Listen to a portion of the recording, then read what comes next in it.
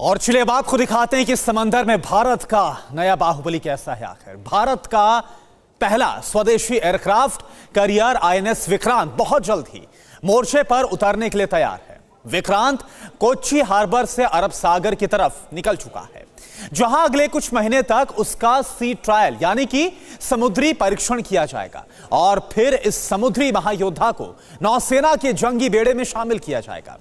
लेकिन नेवी का हिस्सा बनने से पहले हम आपको अब दिखाने जा रहे हैं इसकी ताकत, इसकी खासियत और हर वो बात जो आईएनएस विक्रांत को भारत का ब्रह्मास्त्र बनाती है। आप देखिए सीधे आईएनएस विक्रांत से टीवी9 भारतवर्ष संवाददाता सुमित चौधरी की सुपर एक्सक्लूसिव रिपोर्ट।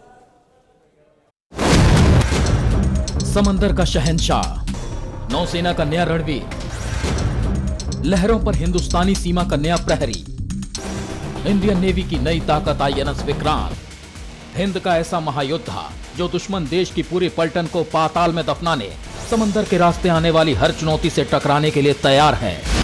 8 अगस्त को 40 टन का यह युद्धपोत जब लहरों में उतरा तो समंदर को भी इसकी ताकत का अंदाजा हो गया। वहीं दुश्मन देशों की धड़कनें बढ़ गईं। कहते हैं कि आने वाले वक्त में जो समंदर पे राज करेगा वो दुनिया पे राज करेगा, लेकिन भारत लगातार ऐसा मुल्क है जो किसी भी देश या किसी भी जगह पर राज करने के लिए नहीं बल्कि अपनी सीमाओं की सुरक्षा करने के लिए तत्पर रहता है।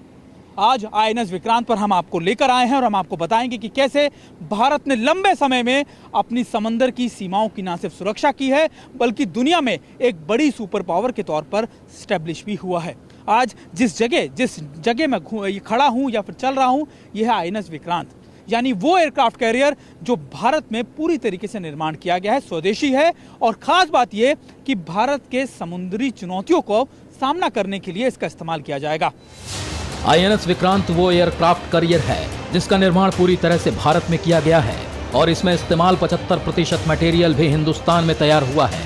यानी ये सिर्फ आत्मनिर्भर भारत ही नहीं बल्कि मेक इन इंडिया का भी एक नायाब नमूना है।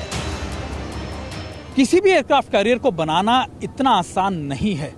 हर घंटे हर मिनट ये देखना होता है कि आखिरकार जिस जरूरत के हिसाब से वो बन रहा है क्या वो उस पर खराबी उतर रहा है या वो जो चीजें हैं या वो जो प्लानिंग है वो उसी हिसाब से चल रही हैं।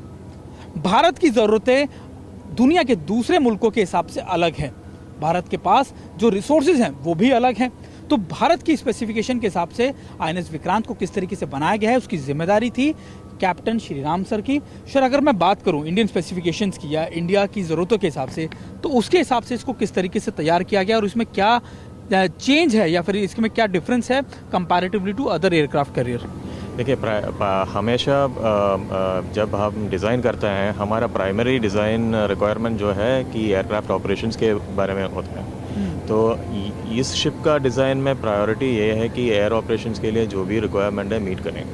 और ये भी है कि इसका जो रिक्वायरमेंट्स है we have try to keep it जितना क्लोज टू विक्रमादित्य का ऑपरेशनल रिक्वायरमेंट्स है सिमिलर करने के लिए हमने कोशिश किया है। तो विमेंस हैं उनको भी कॉम्बैट रोल में या फिर आप नेवी के अंदर आप उनको शिप्स में डालेंगे तो उसके स्पेसिफिकेशंस को भी चेंज किया गया? हाँ ज़रूर, यहाँ पे लेडीज़ के लिए भी सेपरेट अरेंजमेंट अकोमोडेशन अरेंजमेंट दिया है, उनके लिए सेपरेट कैबिन्स दिया है, उसके सेपरेट वॉश एरिया और WCs दिया है कि और थोड़ा सा सेग्रीगेटेड एरियाज भी है कि वो सेफ और कंफर्टेबल रहे।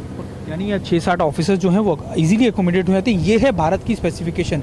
खासतौर पर मैं जिस तरीके से आपको बता रहा था कि हर स्पेसिफिकेशन को भारत के हिसाब से तय किया गया, उसको मद्देनजर उसी के हिसाब से इसको बनाया भी गया। फिक्र आपकी, सोमवार से शुक्रवार रात 9 बजे सिर्फ टीवी9 भारतवर्ष पर।